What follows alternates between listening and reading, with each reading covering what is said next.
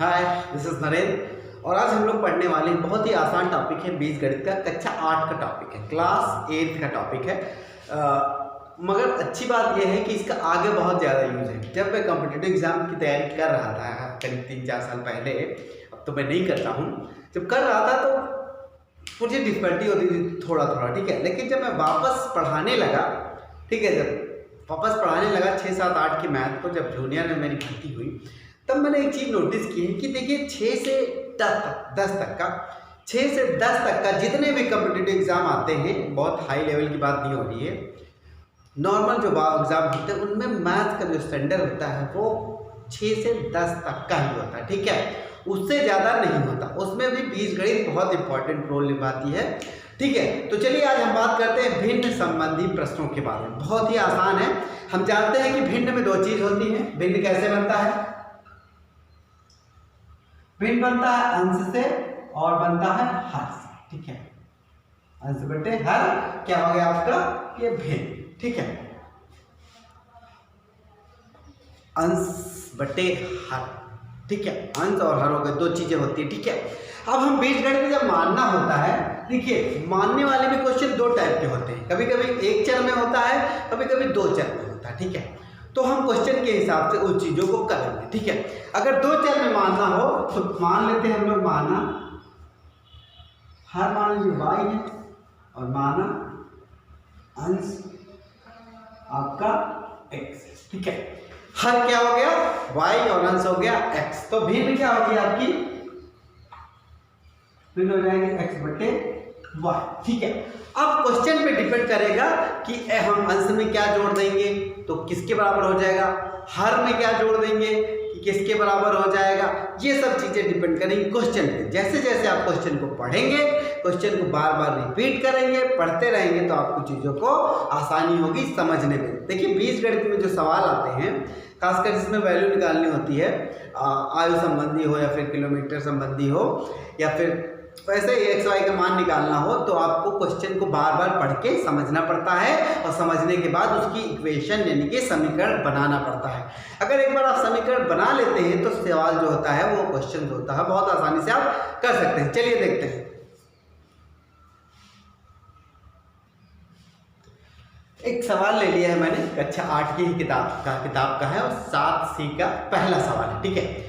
कुछ ही सवाल है और 2 सवाल लूंगा, उस दोनों सवालों में सारी चीजें मैं कवर हो जाएंगी, दोबारा कुछ नहीं करना, ठीक है। तो चलिए अब एक सवाल लिया है हमने, यदि किसी भिन्न के, देखिए क्वेश्चन क्या है, यदि किसी भिन्न के अंश हर में 1 जोड़ दिया जाता है तो वो संख्या 2/3 हो जाती है।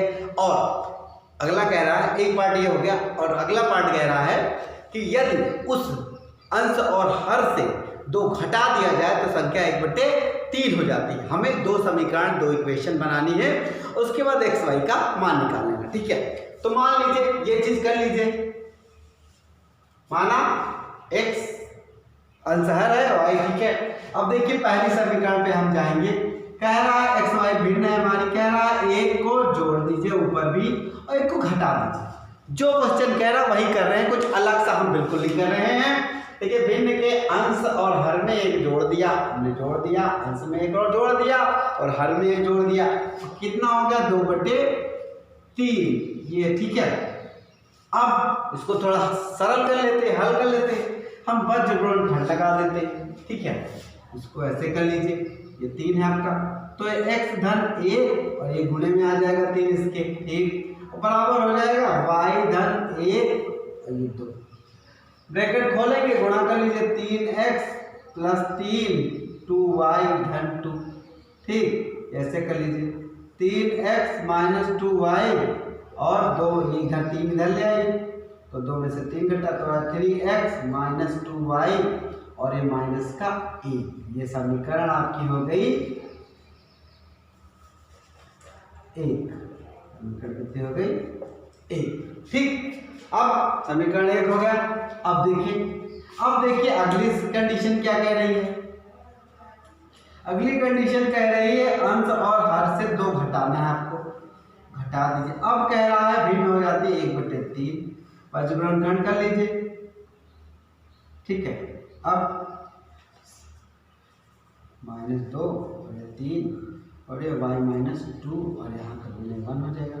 और आगे ले जाए 3x माइनस का 6 और ये हो जाएगा y माइनस 2, ये y इधर जाइए तो ये 6 इधर ले जाइए, तो क्या हो जाएगा 3x माइनस y और ये 6 इधर माइनस का 2, तो 3x माइनस y और ये हो जाएगा 4। तो ये समीकरण 2 हो गई। अब समीकरण 1 और 2 को देख लीजिए। समीकरण 1 लिख लीजिए, 2y इधर माइनस का 1 और 3x और ये 4। अब एक चीज देख लीजिए, ये चीज बताने की क्या है, ये देखिए इस जब x y का आपको मान निकालना होता है तो आपको करना क्या होता है, देखिए x का चाहे अंक बराबर कर लीजिए, चाहे y का अंक बराबर कर लीजिए, जो गुणा करना होगा गुणा कर दीजिए और जो भाग करना होगा भाग कर लीजिए। देखिए यहाँ पे 3x है, ठीक है, दोनों में 3x है, तो यानी कि अंक बराबर है x वाला, तो हमें क्या करना है, घटा देना, ठीक है। बाकी सवालों में अगर आप चाहें तो इसको 2 से गुणा कर लीजिए, नीचे वाले को तो इसके अंक बराबर हो जाएंगे, ठीक है।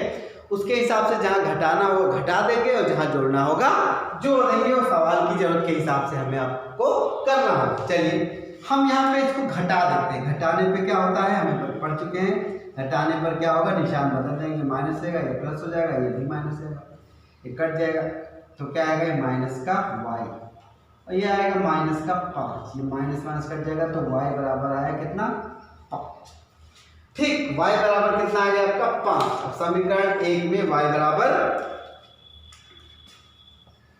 समीकरण 1 में y बराबर 5 रख दे 5 रख दीजिए। समीकरण 1 कहाँ है, ये है 3x माइनस 2 गुणे 5 माइनस का 3x, ये हो गया कितना, इसको इधर ले जाइए तो माइनस का 10 और ये प्लस में हो जाएगा, तो 10 हो जाएगा कितना 9 और ये x, तो x बराबर 9/3 हो जाएगा 3। तो आपका क्या है, अंश कितना है आपका 3 और हर कितना है आपका 5, तो भिन्न कितनी हो गई, भिन्न हो गई 3/5। अब उत्तर की जांच कर लीजिए। उत्तर की जांच भाई पता तो चले आपका उत्तर सही आ रहा है गलत। 3/5 है, दोनों में एक जोड़ दीजिए, तो 4 कितना होगा 6, तो 4 सही है। इसी तरह आप घटा दीजिए, 2 घटाएंगे तो 1/3 आ गया, यानी कि आपका जो उत्तर आया है वो बिल्कुल सही है। तो इसमें कोई हार्ड और फास्ट रूल नहीं है, बहुत ही आसान मैथड है। जो सवाल में जोड़ा जाएगा वो जोड़ दीजिए, जिसके बराबर हो रहा है वो कर लीजिए, बहुत आसानी से ये सवाल आपके हो जाएंगे। तो इस तरीके से ये सिंपल सा सवाल हमने कर लिया है।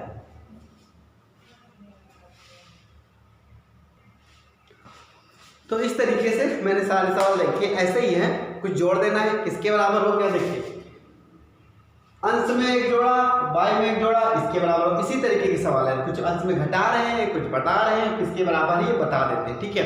तो इस तरीके से आपको वज्रोत्खंड करके एक इक्वेशन मैंने बना ली है, देखिए यहाँ पे वज्रोत्खंड का यूज कर लिया है, ये इक्वेशन हमने बना ली, ठीक। एक इक्वेशन ये हो गई, समीकरण हो गया। फिर ये देखिए कहा है 2 घटाने को, 2 घटा दिए, इसके बराबर फिर वज्रोत्खंड करके हमने एक इक्वेशन ये बना ली है, ठीक है।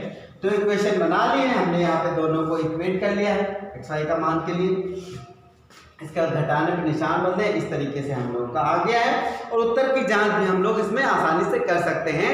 तो एटलीस्ट लास्ट में हम लोग जान सकते हैं कि उत्तर आपका सही है या तो गलत है, ठीक है।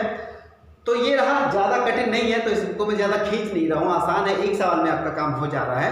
बाकी तो प्रैक्टिस के ऊपर है, सवाल देखते रहिए, प्रैक्टिस करते रहिए, आपको आसानी से आ जाएगा। फिर मिलूंगा मैथ के एक इंटरेस्टिंग टॉपिक के साथ। Thank you.